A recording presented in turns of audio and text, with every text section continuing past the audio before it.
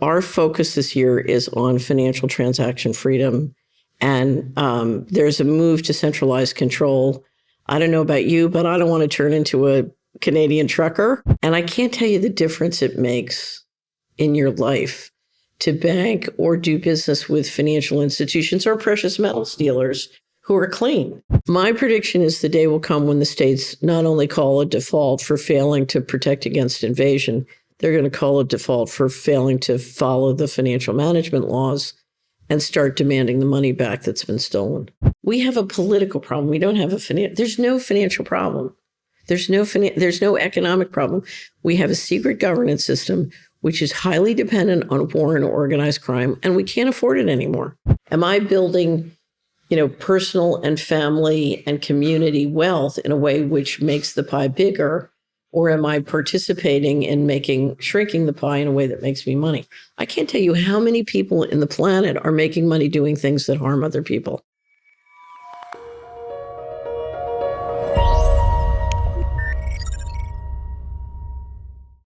Hi, everybody. My name is Paul Buitink, and welcome back to the Reinvent Money Show. It's been a while since I last uploaded a video, so thanks so much for your patience. I promise you many more videos will come the coming time, so stay subscribed or subscribe yourself and stay tuned for what's coming the coming months. Today's episode is sponsored by Holland Gold, the premier gold and silver company in Holland and Belgium. So if you want to know more about how to buy, sell and store precious metals, check out hollandgold.nl. Today's video is very special because my guest, or should I say host, because I'm recording this interview at her place, is someone who I've been following since 2010 when I was still working for Gold Money. And she was a friend of James Turk, and James Turk advised me to start following her. And I've done that ever since. She has a very interesting background because she was, I think, the first ever female managing director of an investment bank in the US. And also she was part of the George W. Bush administration as the Assistant Secretary of Housing and Urban Development. She moved to Holland, which we'll discuss, of course, with her. And she has been running her own research firm over the past few years called Solari Report. It's a very interesting publication that teaches you how to survive and thrive during these very interesting financial times we go through.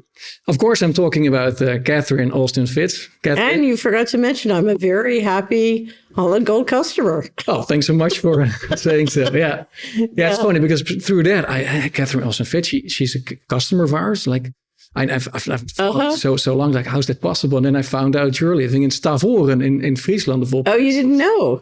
No, I didn't realize. Oh, okay. Yeah. So that's So I came in February 2020, and I was going to be here for 3 months. We were starting a subsidiary with a Dutch partner, and the lockdowns came. So I told everybody I got locked down in heaven. Yeah. I mean, it's like a fairy tale over here, of course. But do you miss the US? Do you go often? Do you go back often? Or? So I didn't, for the first 3 years. I didn't go back. I was trying to get the company up and running, and we were busy here. But I went back in 2022, and off and on in 2023. And I'm going to be back. I'm headed back in January. I'm going to be there for quite a while this year for the first half, simply because our focus this year is on financial transaction freedom. And there's a move to centralized control. I don't know about you, but I don't want to turn into a Canadian trucker. And so we think one of our best shots of building infrastructure for financial transaction freedom is the states in the United States. So I'm going to be there for a lot of the first half and then back this summer. Yeah. You write these amazing reports. You do a lot of things, of course, with Solari, but you also have these periodic reports. This one is then the one about the future of financial freedom. It's a quarter wrap up. I'll just show it to the camera. Yeah.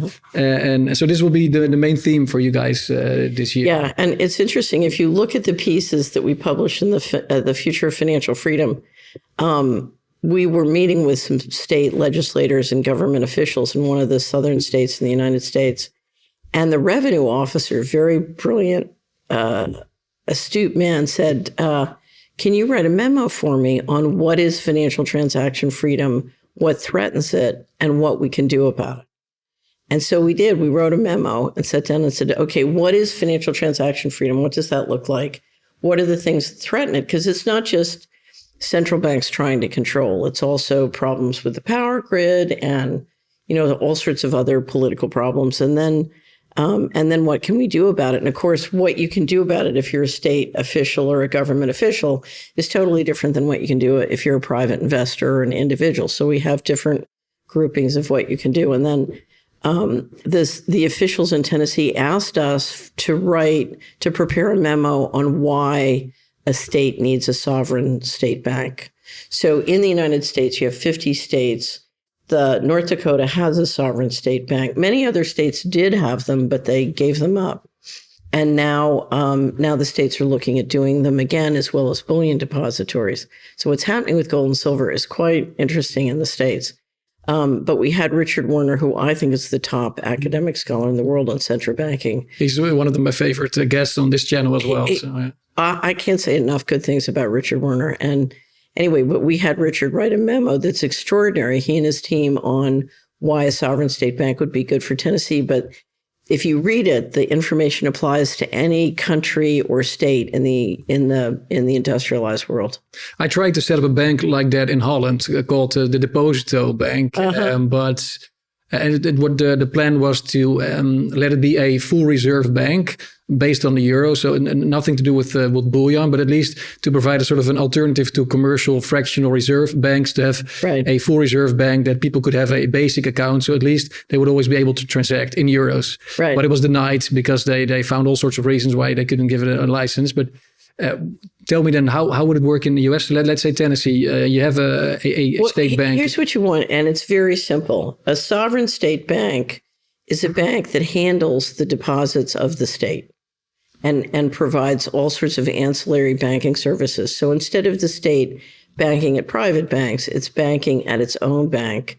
And that bank can do business with all the private banks in the state. Yeah, but it would be part of the Federal Reserve network as well, then. It could. You want it to be able to transact without the Federal Reserve. Yeah.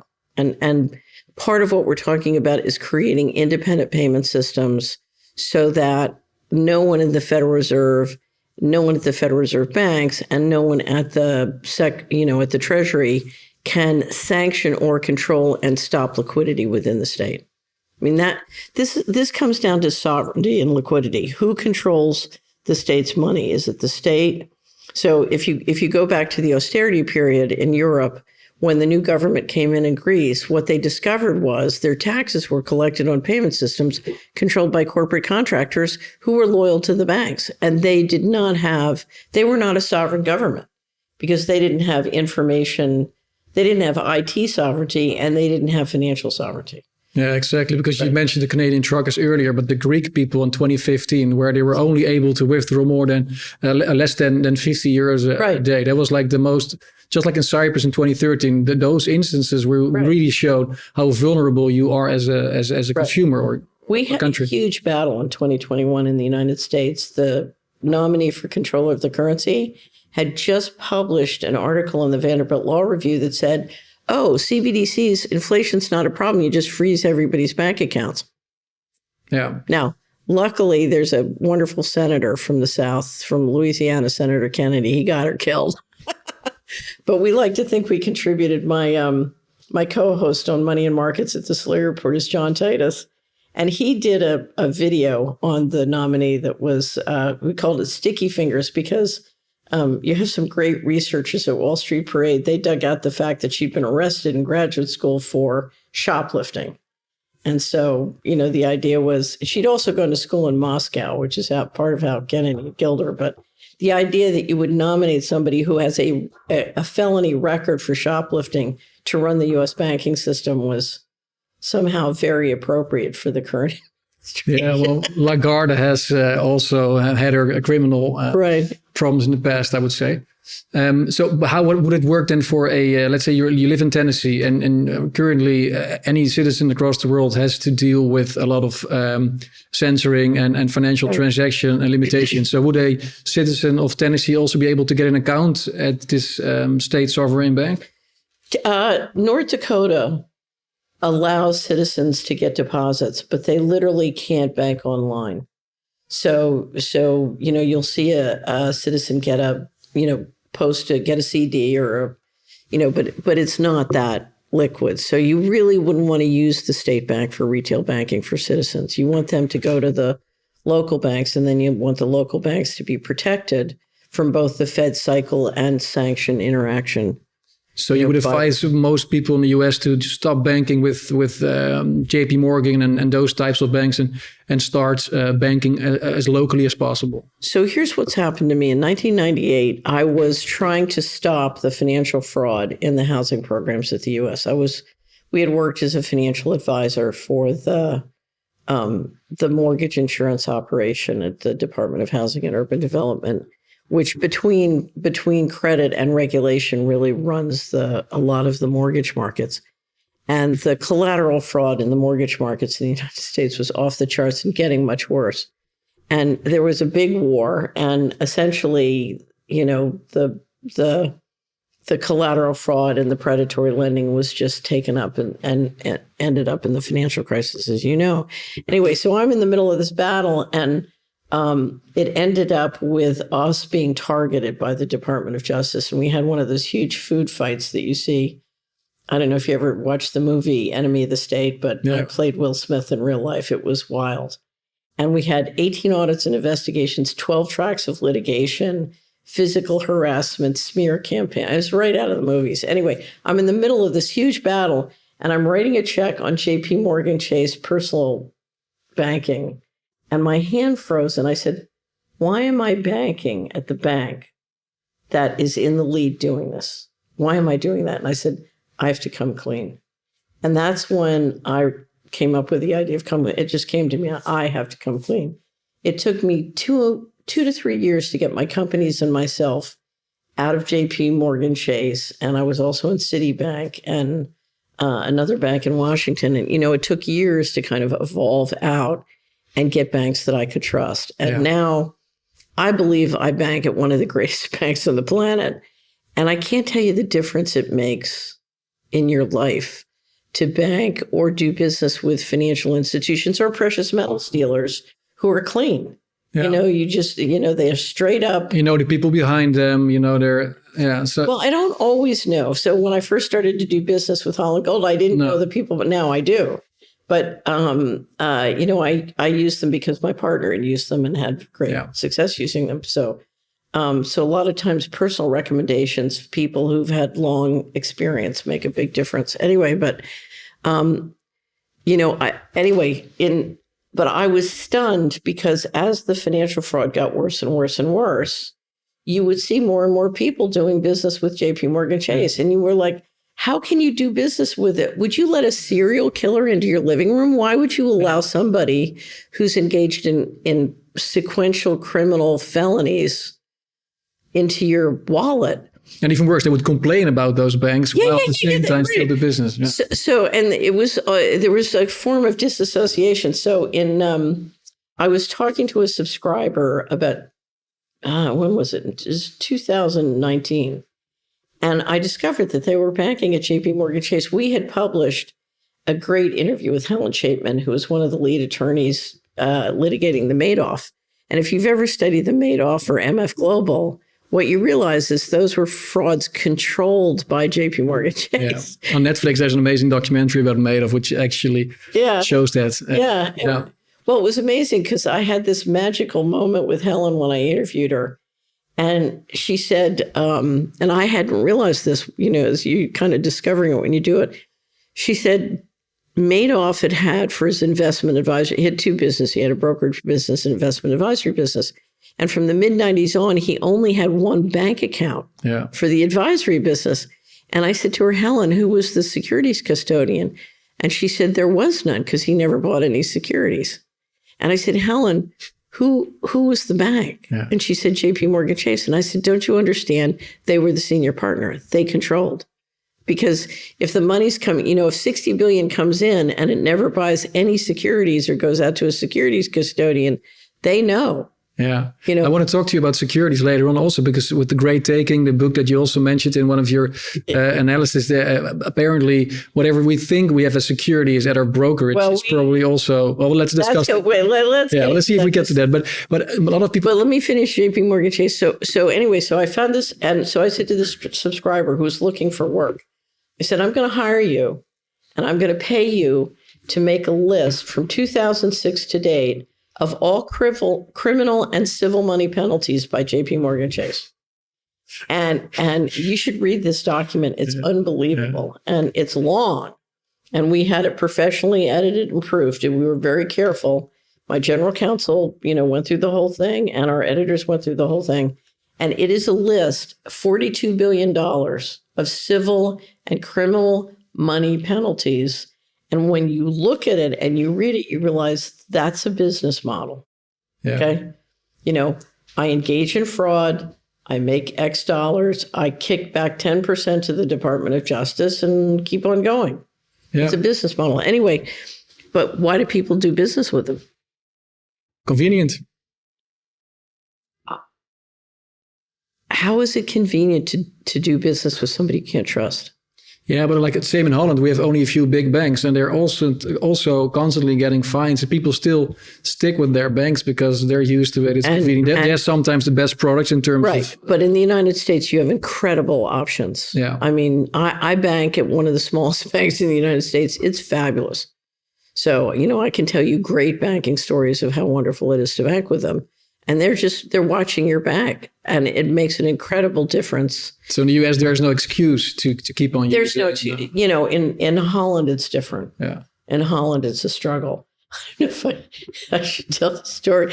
My bank the other day, because I've been trying to get alternative banks, and my bank the other day called me. I was trying to wire 5,000 euros to somebody in Warsaw, who is a colleague and friend who I've known for decades.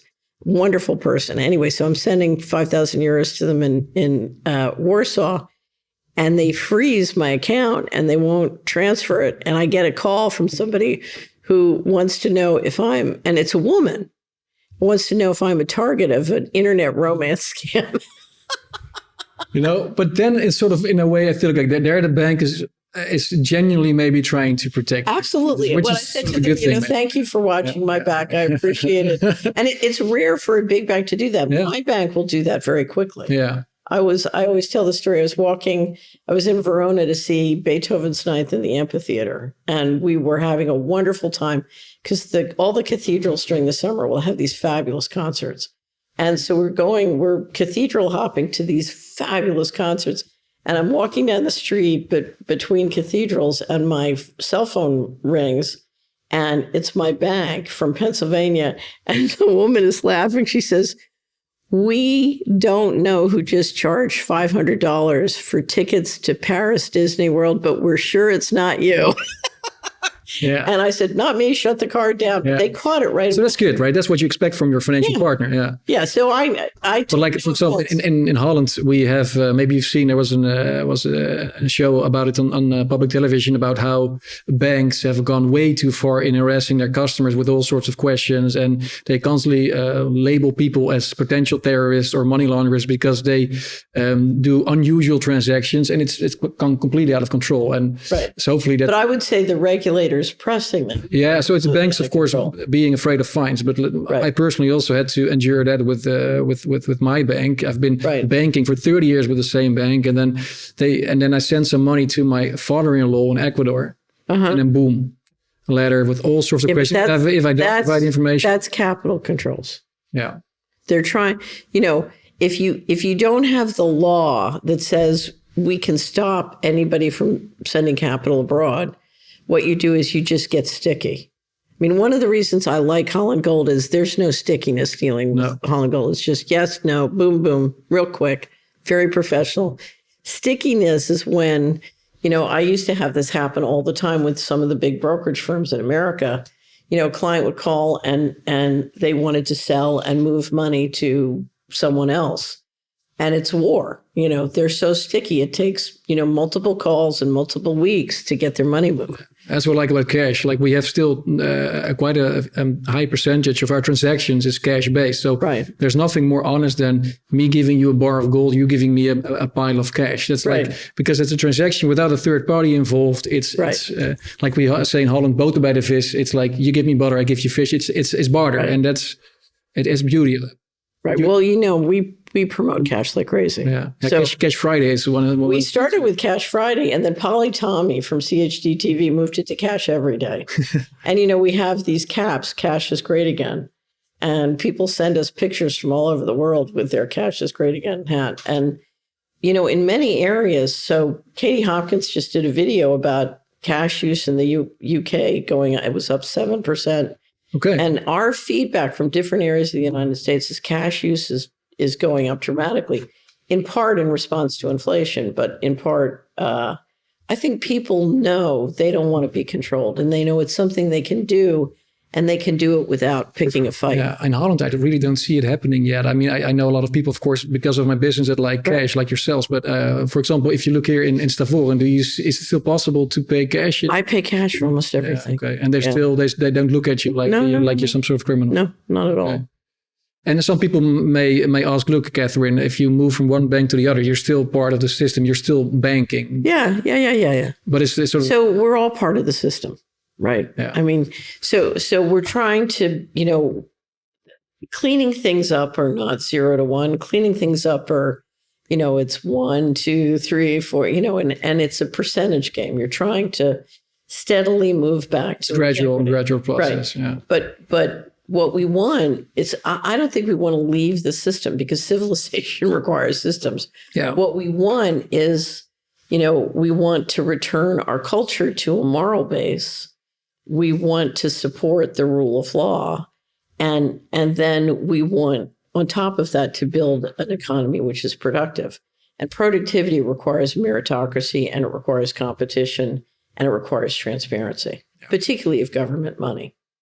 And that's got inverted. Now government money in many places is secret, and our money is totally public because they're surveilling us. So, and you're focusing on the state level. Why the state level, not the national level? Okay, so this is why, and this is the tremendous advantage that the states in the U.S. have over many countries around the world.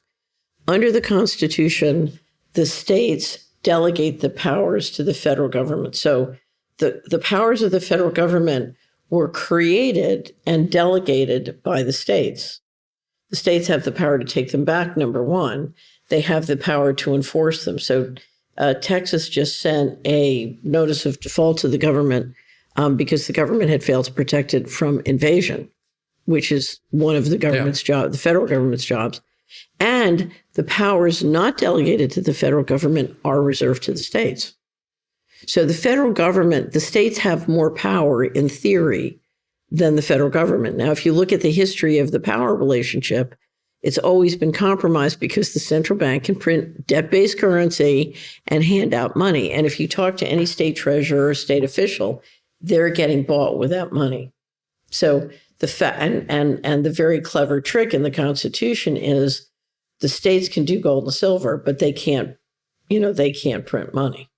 So the trick here is you got a central bank federally that can print money, and that allows Congress to hand out, not just appropriated money, but if you look at the black budget and all the sort of covert things going on, they're handing out a lot more than that, because the federal government since 1998 is in massive violation of all the financial management laws and the Constitution.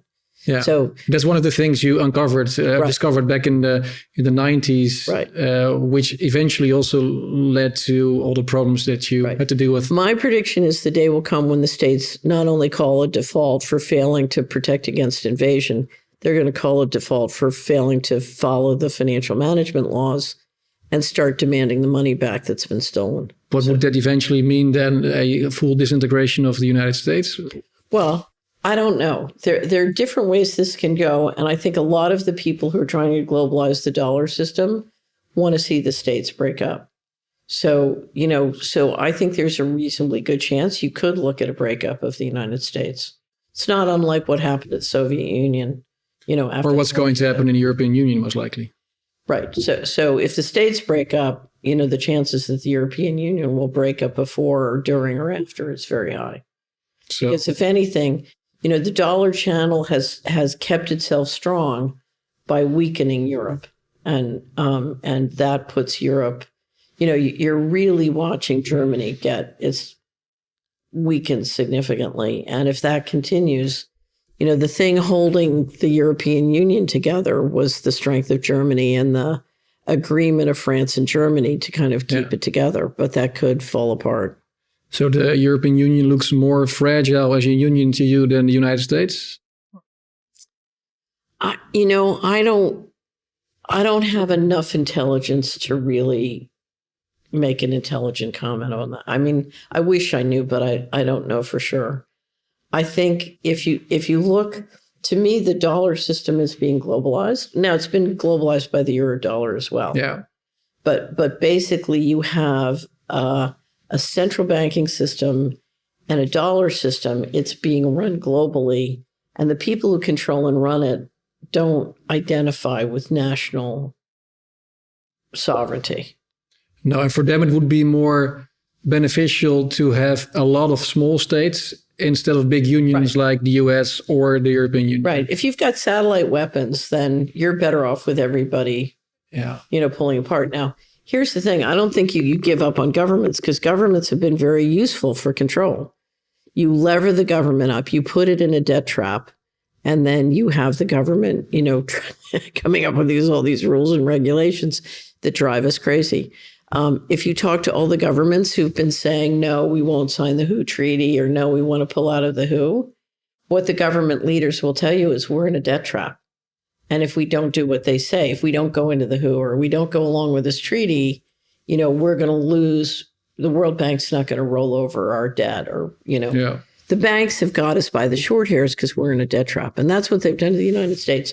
You remember, you've got 34 trillion officially of debt. I would argue much more, unofficially.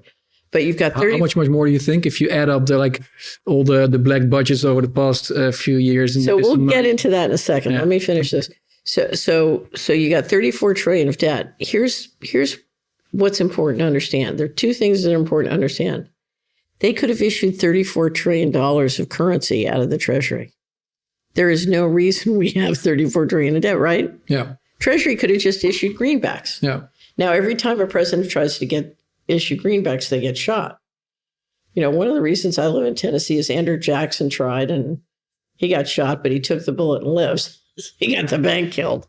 But we don't need to have 34 trillion. It's a scam. Yeah. So that's number one. And I can understand why, there are benefits to the scam, but I can.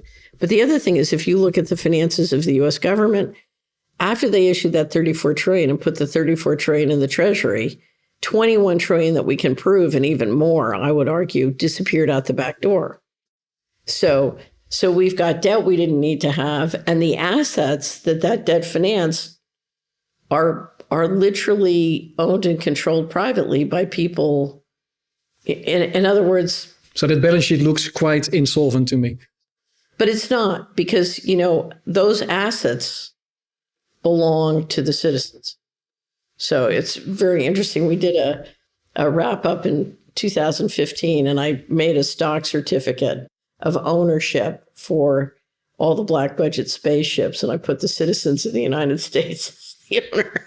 So there's a legal technique called a common law right of offset, and we have a great wrap up on taxation, but it's U.S. centric, so we didn't put it out here today. But one of the things I've said to the states is ultimately you're going to have to assert a common law right of offset, because the feds can't say you owe them money and your citizens owe them money when they're stealing the money. Yeah, but that would mean that citizens need to take matters into their own hands and start exercising their rights and basically take control over those assets? It depends. There's some things you can do at an individual level, but again, under the Constitution, the people who have the power to take action on these things are the states. Yeah. So you're looking for a sovereign government entity that can enforce the law, because a financial system is just a man-made construct. And if you don't enforce the law, ultimately, then financial liquidity can't work. It can't happen. And part of what we're watching is liquidity being significantly harmed as trust dissolves, removes from the system. And the thing that's causing that is a breakdown in law and order. And you have too many international institutions that have sovereign immunity, so they're above the law. But then you have complete lawlessness. So I don't know if you ever dug in and looked at the UBS picking up Credit Suisse. Yeah, that's just also a big robbery, right? Well, but here's the thing. How can selected equity owners be given preference above the senior debt? Yeah. You look at that and you say, there's no law. No, true. But like I traveled the US last year and I was amazed about especially Texans, how they feel Texan first and foremost, and then in second place also American. So I understand, and also based on history, why there are these secessionist tendencies in states like Texas. But I'm a bit puzzled because on the one hand you say you will see there's like a trend towards maybe more decentralization or more state power. But in Europe at the same time, and I guess also globally, we see this need from the powers that be to centralize things, to expand the European Union, to integrate the European Union. I'm going to completely oversimplify just to make a conceptual point. The dollar system wants to keep centralizing. And the reason they want to keep centralizing is maintaining that system requires extraction of value. Now, the problem with that extraction is it lowers productivity. And so part of the economic formula over the last 20 or 30 years since we created the WTO is, can I bring on enough new technology to create enough new productivity to make up for the destruction of productivity I'm doing by more central control? Tyranny is fantastically expensive. Yeah. We just made a list for the annual wrap-up of every great taking since the 1900s. And we're up to like 50. And if you look, I learned this in the 90s. So when relational databases first came out, I got very excited about the possibilities.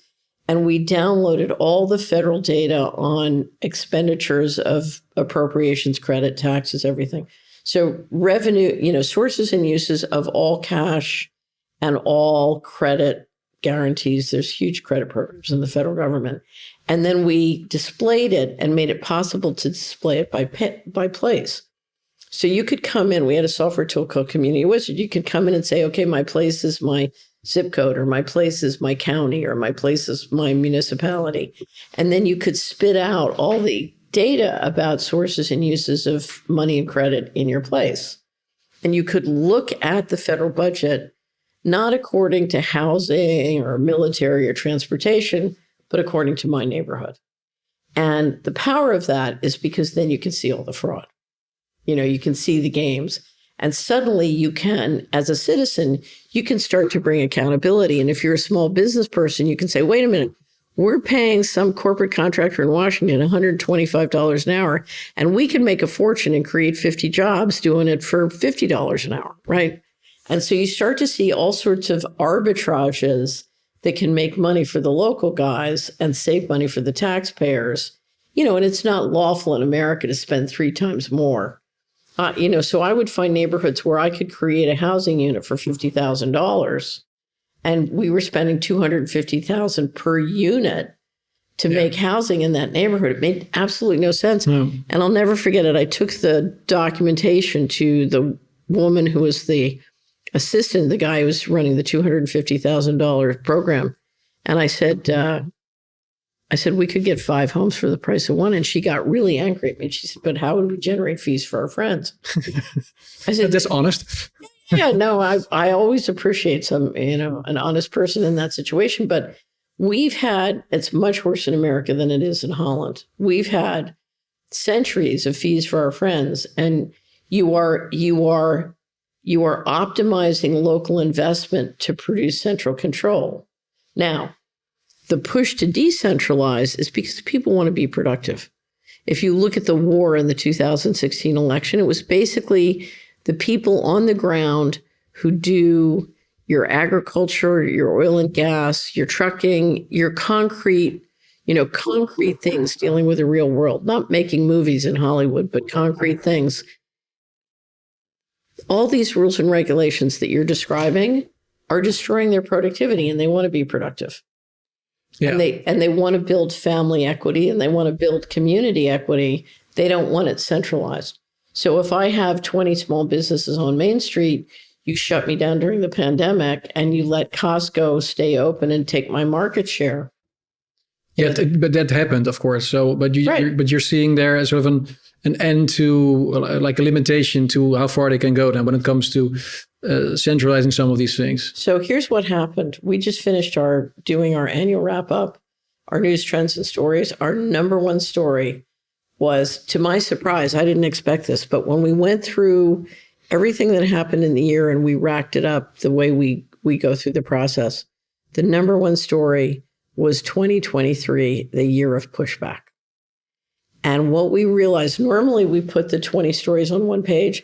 We had to put the pushback story on its own page because there were so many sections of how people were pushing back.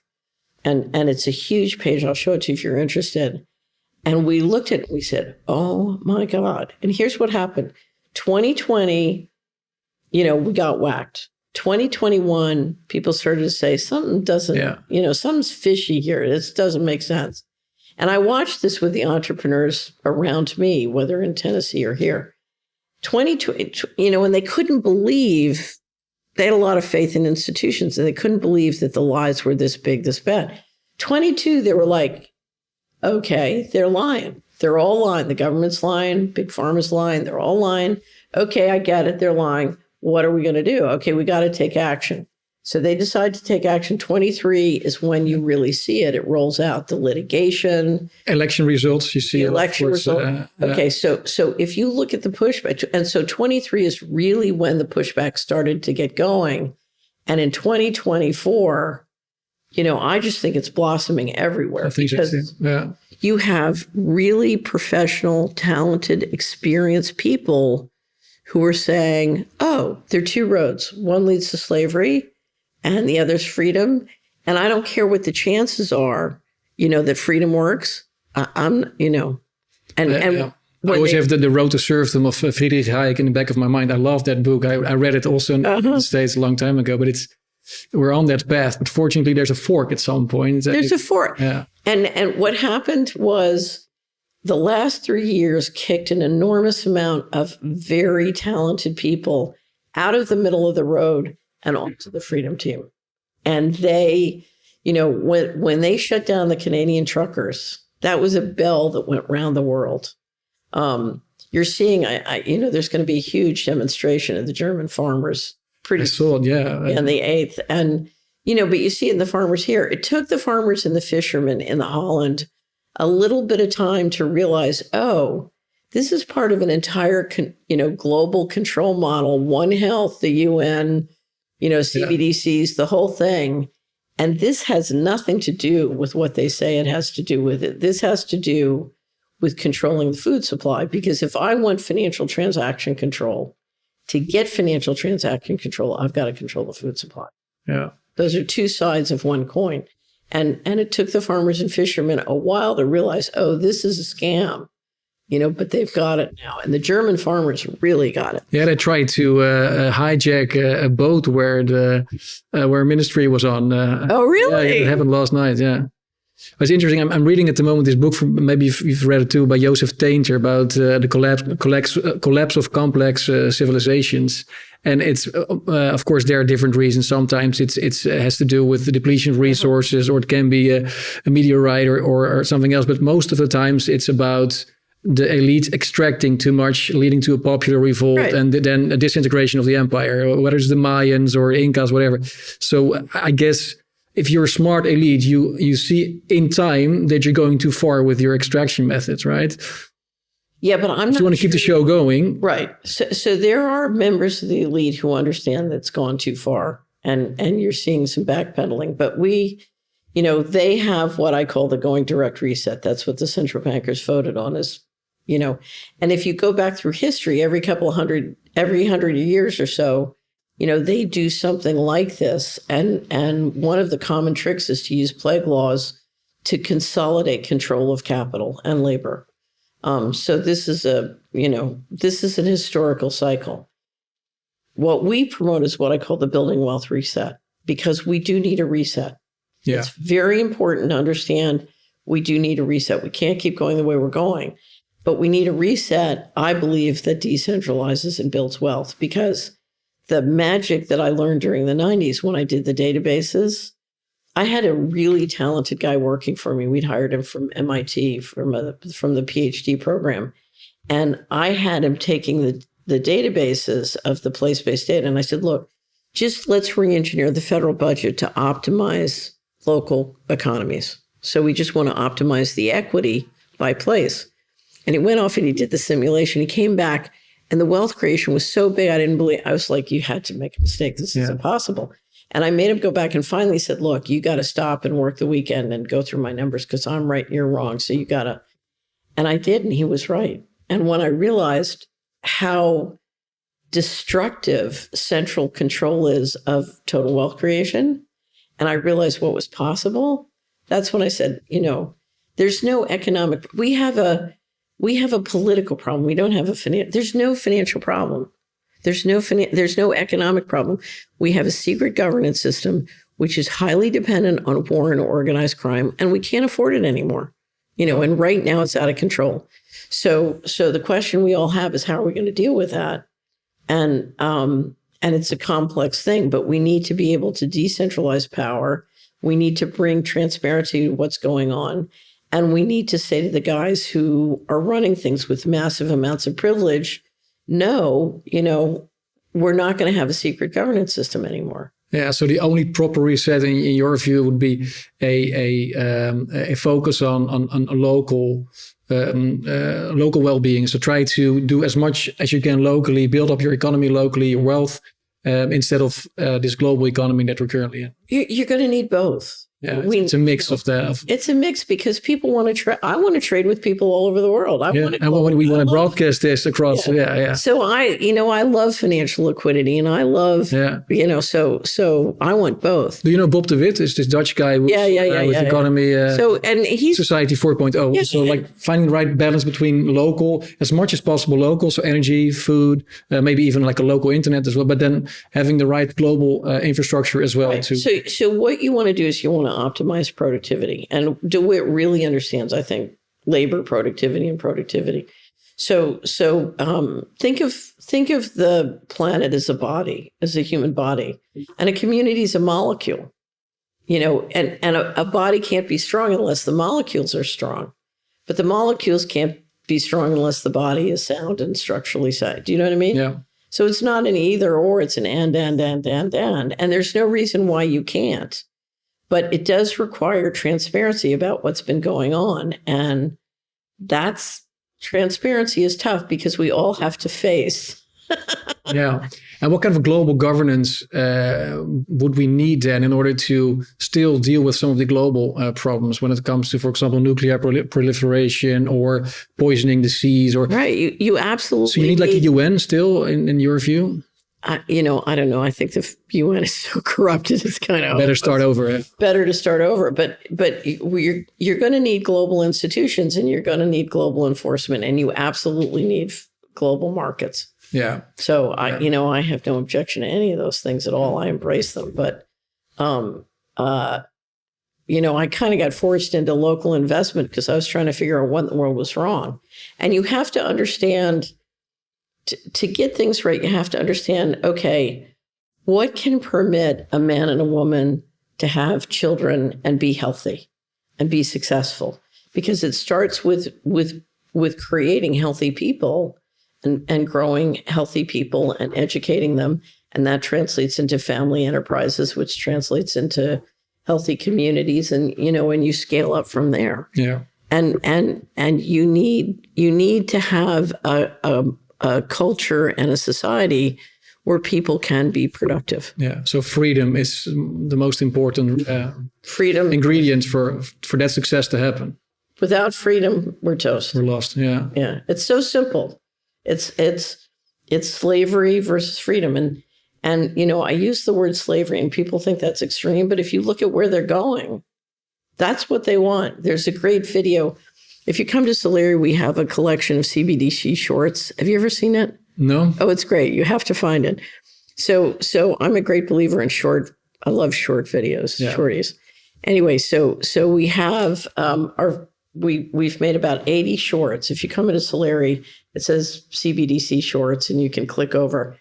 And the first one is a minute, and it's Augustine Carson's from BIS saying, we can make the rules and control them centrally. Yeah, that's the best CBDC clip ever, of course. That's the famous one. So that's the first one. But they also, it's funny, sorry to interrupt you, they always have these funny, so on the one hand you have Augustine Carsten, who already looks kind of interesting because he's this huge banker. But when Klaus Schwab also looks like a Bond villain, he talks like a Bond villain. For some reason, they're able to select characters who are almost a parody in and of themselves, right? Well, I think Schwab was really created to be we call them chew toys. That's John Titus's phrase, chew toys. People you throw to the crowd. After everybody gets mad, you throw to the crowd. Anyway, so Klaus Schwab is clearly a chew toy, but I was stunned because the way the Carson's video happened, John Titus and I had decided to watch this IMF panel in 2020. And I've never seen a central banker tell the truth in my life. And I'm trained to interpret their pretzel talk into, Yeah, and what kind of tie they're wearing and stuff like that. Well, but I can listen to central banking pretzel talk and translate it into English. Yeah. It's part of what I do. But I'd never seen a central banker just flat out tell the truth. And John was in the United States. I was here in the Netherlands. And we're chatting back and forth online. And Carsten says it. And I wrote to John and I said, did he really just say that? Because that's the first time in my life I ever saw it. Yeah. I said, and John said, I'm cutting that out. We'll show it on Money and Markets. And so we started to spread it everywhere. Anyway, but the second one is even more effective because it's Neil Kashkari, who's the head of the Minneapolis Federal Reserve. So the Federal Reserve has 12 banks, and that's what runs the train tracks for the Fed. Neil Kashkari at Columbia University early last year saying, I can understand why the Chinese would want CBDC. Why would Americans ever let this happen? Yeah. And he's basically saying, no, don't do this. This is dangerous. No. Then the third one is Bo Lee, who's a deputy managing director from the IF, talking about the programmability of money, which means, you want pizza, but you can't have it. So you can't buy because your money won't work with pizza. And then the fourth one is Richard Werner talking about the European central banker telling him they wanted to chip you.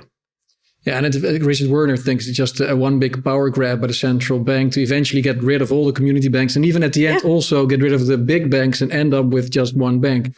Well, that's why this study by Richard is so important, because he shows you, an economy is really a function of the successful small banks and credit unions. And if you want to have a successful economy, the last thing you want to do is consolidate the banking system. Yeah, but you're also in favor of having free markets across the world and to be able to have global trade. But in a global environment with global trade, it also makes sense to have a global currency, to have big banks. Yeah, you want to have local currencies, you want to have regional currencies, you want to have central currencies. Yeah, there needs to be choice. That's the most important. Yeah, choice. Yeah, you need choice. But I'm a great believer in competition. So I'll give you an example. So all my life, because I was an investment banker and I love being an investment banker. And the reason I'm not an investment banker is the establishment kicked me out. So I was too clean. But we did $10 billion of mortgage auctions in the 90s. And I would come into these auctions. And what we did was we hired one of the national laboratories to use the optimization models that have been created for routing telephone calls to handle the bids. Because what we said is, the three markets we're serving. The real estate guys are going to bid on some of the properties, because they want to buy the mortgage so they can foreclose on the property and get the property. Then we're going to bid. The mortgage guys want these and they're going to securitize and package mortgage deals. But then the equity guys want to buy and do a variety of different kinds of deals. So you got 3 different markets. And the problem with mortgage auctions is you used to have to stratify the portfolio to serve one of those 3. So 6 weeks before the bid, I'm supposed to be able to discern which market's going to be the most competitive. And I said, you know something, I'm not smart enough to do that. I don't believe in prophecy. So we're going to hire, one of the national labs. We're going to build an optimization model, and we're going to let all the bidders self-stratify and compete the 3 markets against each other. And we're going to put together due diligence packages that are so pre-engineered that literally you can be sitting in Hong Kong or Singapore and lobbing a bid on a HUD property. And, so we made it global, and then we made it global for all 3 markets. Well, the competition was off the charts. Yeah. It was unbelievable. And it was part of what created the political problem because everybody had to compete. And I thought coming into that bid, Paul, I said, I know who's going to win. I know where we're going to come in on whatever. When the bids came in, I was stunned. I had completely not understood what would happen if you opened it up competitively to as many markets as possible. And it completely power shifted. 3 guys had just gone out and done big distressed asset models, and we completely power shifted their discount rate because we really moved the market with the bids. And it was a perfect example of how if you have transparency and if you have access, markets are more intelligent than all of us. Yeah. It's our way. Open markets and open prices allows a form of communication intelligence that makes us smarter. And we came out of that bid and re-engineered the next bid. We were much smarter than going into the first bid. And it was because the market worked. Yeah, I'm also a big fan of markets because they actually work, but also I think it's more ethical than having a centralized control system. But what I don't understand yet is, on the one hand, we see, and you're also positive about that we see citizens across the world realizing that they went too far and they want more sovereignty, productivity, freedom locally. At the same time, we still see some of these centralized programs being pushed, for example, CBDC, but also climate action, all of that stuff. So what is it? Is it going to be like, and then we have the US dollar elite that apparently really they don't really mind the outcome there because they still control the money system. So the first question, what is it going to be then? Are the citizens eventually going to have enough power to say no to some of these decentralized programs such as CBDC? So here's what I believe. I believe that ultimately central control won't work. It's so antithetical to life and it's so unproductive that I just don't see how it could work. Yeah. Now, I say that pushing for central control can do tremendous damage. And so the faster we all push back and the more effectively we all push back, the better. Yeah. Because we have to change. I said we need a reset. So we need, I reject the going direct reset, but I embrace the building wealth reset because we need to take responsibility to do, a pro-human reset. I think what they're doing is really, it's against life. Yeah. It's hugely central control. I can't tell you how environmentally damaging it is. Don't worry about climate change. Worry about tyranny. Tyranny is the most environmentally. I just did a review of a new book on AI, and I was stunned to read. I knew it was environmentally damaging to build the infrastructure you need to really run and govern with AI, but every time I think I know, I realize I don't know. The environmental damage that comes from the control grid is incredible. Yeah. Incredible. And just look at all these, the boom-bust cycle. That is a direct result of centralized monetary policy. All right. These projects, all these bridges to nowhere, all these assets. They're great for taking. Yeah. They're great for taking. So boom, but pump and dump, pump and dump, pump and dump. But it leads to so much waste of resources and material. Yeah. But then in the end, if we are hopeful, and I'm also a positive guy, I need to be for my kids, but I am by nature anyway. So I think in the end, maybe we can indeed become more decentralized and we can stop some of these centralized programs. But what would that then in the end mean for some of these powerful institutions and families that run the system at the moment through the dollar system, are they going to have to give up control and wealth? So what you want to do, we need everybody building wealth. So you can't make money fighting. The more we can win them over to a building wealth reset, the better. It's a much longer conversation about the mechanics of how you do that. I know why they chose to do what they're doing, because they didn't believe bottom-up could work. They didn't trust it. And part of it is, if you are running the system and you have to do risk management, you feel you can't trust the general population to support you in the risk management you need to do fast enough. So they had the right intentions, you think, then? Or I think some of them do. I think it's mixed. And part of the problem is, we've had a system where organized crime was politically popular. So I don't know if you've ever heard my Red Button story, but generally the U.S. population has been bought into the central banking warfare model because war and organized crime made a lot of money, and they got cut in for a part of the deal. And their objection now is they're getting cut out. Yeah, so they got the crumbs, and now they're not getting much more. So now they're not getting the crumbs. But they went along and let the machine take control and get powerful, because they wanted the crumbs. And so they're on the wrong side.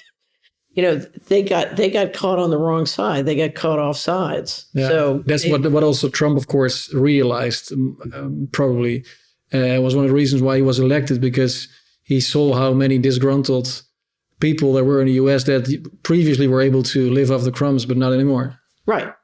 So the problem is, the more you can control centrally, the more you don't need to share the crumbs, right? Yeah. So they're getting cut out. But the U.S. citizenry has supported organized crime and war for decades. Now, not everybody. I'm not saying it's everybody, but you should go online and listen to my Red Button story. I won't tell it. It's about 2 or 3 minutes. But that's why I say we need a reset. Yeah. And it's not just the establishment that needs a reset. We all need a reset. Question is, can we have enough people taking responsibility to do that reset bottom up? I say yes. Yeah. We'll see. And then the first step would be to have a reset of our own minds. Then I guess like what you said earlier, to stop banking with this. The first reset is I have to come clean. Yeah. So the first thing I had to do was go through my balance sheet, my financial statements, all my financial and money operations, and say, am I making money in a way which serves other people and is useful and is in alignment with the building wealth reset? Am I building, personal and family and community wealth in a way which makes the pie bigger? Or am I participating in shrinking the pie in a way that makes me money? I can't tell you how many people in the planet are making money doing things that harm other people. Yeah. So don't be surprised. So the first thing I had to do was come clean. But the second thing I had to do was I started to have to understand, okay, what could help more people do this, and how can I help? We created Solari, and we have a screen business, and it's all designed to help other people do the same.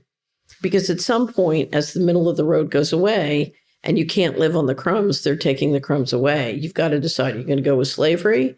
Or are you going to go with freedom? And then the question is, how can I be economically relevant and build a business that really helps people be free? Yeah. And in that reset, especially in the first phase, you will also have to accept pain then, I guess, right? For example, let's say Holland wants to become more sovereign. It will probably mean at some point withdrawal from the euro, withdrawal from the European Union, try to set up different agreements. Or change it. Yeah, or change it, if that's still possible. But let's say you would decide to exit. It would mean pain, short-term pain. Yeah. But of course, there will be long-term gain. So it's a process where but people nowadays don't seem to be willing or able to suffer in order to but if you look at invest. Countries are now saying, no, we're not going along with the WHO amendments or the WHO treaty, because they understand where it's going to lead is total control and destruction, not just of their freedom, but of their economic, you're going to be stripped of all your assets. If you let the WHO treaties go along, and some of these other things that are happening. So digital IDs and CBDCs and the WHO treaty, they're taking everything. And when I say everything, I don't just mean your bank account and your assets. They're taking your kids. This is if you don't comply, they'll take your kids. We're seeing that happen off and on in the United States, and it's going to get if they can control your financial transactions, then I can mandate what you eat. So we had a fabulous Dutch investigative reporter, Elsa van Hamelen, do our annual report, Pharma Food. This one here, yeah. Yeah, and when you understand what they're doing with synthetic food and lab-grown meat, I mean, it was the hardest thing I've ever read in my life, was reading Elsa's draft of Pharma Food. She's very courageous for doing this and writing it. And we, I thought this would be the least popular wrap-up we'd ever published because it's so horrible. It's so gruesome. And what it turned out to be one of the most popular we've ever done, because we have so many fresh food people in our networks, and they're using it to market fresh food. Course. Yeah, it's the greatest marketing. Yeah, that's a whole episode can be devoted to that report. Maybe I know because you're pressed for time. Maybe final question. I already alluded to it earlier in the episode, is that there's this document or book called The Great Taking. I think it's from It's by a friend of mine. Yeah, and I got a lot of questions from people, viewers, customers, followers. Is it important, something to look into? It's about how potentially most of the assets we think we have, especially for example securities and shares, that they're not actually ours, that they can be easily taken. So David, let me make a couple of points about this because it's an important book. David is a brilliant hedge fund manager who was very disturbed by what happened during the financial crisis, and sort of went on a journey to find a way to protect his assets from the fraud and find a jurisdiction where he could do that. He ended up as a citizen. He and his wife moved to Sweden, and he's a citizen. He's a dual citizen. And he's done a lot of good research about the corruption in the collateral system. And he's also researched back to see, what happens when they play these banking consolidation games. So there's a lot of very valuable research there.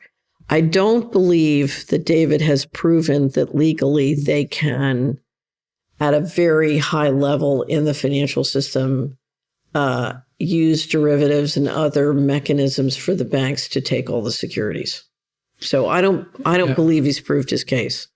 What he has proved is the regulators think they can, or say they think they can, and that, no system that has any integrity would be doing this. No, exactly. Now, as a tactical matter, my concern is not that they're going to grab your securities. My concern is they're going to use financial transaction control in the banking system, with consolidation in the banking system, to assert total control of your financial transactions and use that control to take everything. Yeah. To take your real estate, to take your precious metals, to take your securities, and I don't think they can do a great taking of the securities until they have that financial transaction control. So my total focus this year is on making sure that can't happen. Yeah. And helping individuals and government officials make sure that can't happen. And I think if enough people realize that they're trying to do that we can stop it. And so I'm not worried about the securities. And the last reason I'm not worried about the securities, I want to make 2 points. A housewife who's cleaning a house with a really great vacuum cleaner will not give the vacuum cleaner away when they're only halfway through cleaning the house. Right? Yeah. Okay. The security system is the greatest vacuum cleaner that Mr. Global has ever created. And if you look at what Mr. Global is using that security system to globalize and centralize and securitize, we're not even halfway. No, exactly. Why would he give away his wealth? But also, like if they would ever decide to do that, in the end, the security is just a digital representation of a part of a company. But the company itself is a bunch of assets, buildings. So if they would, let's say, they would confiscate some securities, but the underlying company is a Dutch company with factories in the country, then probably the employees or the shareholders would just say, well, screw it, we'll just take over the factory. So here's the real war, okay? The German finance minister who just died said in 2018 in Shanghai, he said, the debt growth model is over. There are no reforms now that are not real reforms. And what he meant is we've been cascading paper up and cascading paper up and cascading paper up, and we have more and more paper and more and more paper. And now that game is coming to an end, which means the real war is not over securities. It's over the real assets, the real factories, exactly, the real land, the real precious metals, the gold, the silver. And now, you know, the reason this is coming down in the United States to the states is the states are looking at the water, they're looking at the land, they're looking at the factories, they're looking at the precious metals, they're looking at the real assets, and they're saying, okay, you know, the guys with all this bubble paper are coming to grab the real assets, and it's war. How are we going to protect the real assets and make sure that the law applies? And that's where the war is. Don't worry about your securities, because the war is about the real assets. And the way they're going to try and get them is with financial transaction control. And that's why gold and silver is at the heart of the fight. And it was very well illustrated in this series that we both love, Yellowstone. It's people should really watch Yellowstone. I was so impressed that you are also a lover of it. I think Yellowstone is one of the greatest. Great acting, great storyline, and the underlying message resonates very well with what you said in this conversation. Well, so thanks so much, Catherine. I know you have another interview up soon. Any closing comments or thoughts from your side? Thank you for coming. I've really enjoyed meeting you. I don't normally do this, but I have to say I'm a very impressed, satisfied customer of Holland Gold. And I think it's because it's just such a professional, clean operation. The people are great. And, you know, I haven't done a lot of trades with you guys, but I've done enough to really be impressed. And I'll tell the guys in the office, it's very, very kind of you to say this. And well, it's been everybody I get. You know, I've dealt with a lot of different people, and my partner has dealt with a lot of different drivers. He usually handles the drivers. But, you know, it's been a great relationship, and it speaks to you know, it's clear that you are a group of people who really try and practice financial freedom. And financial freedom is easy to talk about. It's very hard to do. So, well, thanks so much for your kind words and for sharing your wisdom here at your own place here in Stavoren. So, and of course, people can find more. Right. So our website is solari.com, solari.com. And we have a tremendous, we try, our business model is to try and make our point of view available on an open public basis. But then, of course, we have a subscription service, and that's where you get access to the wrap-ups and all the great work we do. So we have a weekly money and market show, a weekly interview, and there's a wealth of information. I should just tell you about our Building Wealth. So our Building Wealth has 6 pillars. The first is live a free and inspired life. That's the goal.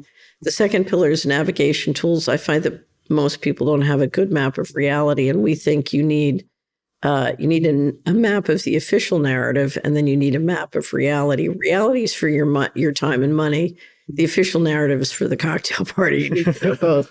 The third is risk management, because with this kind of central control, you need to be great at risk management. The fourth is living equity.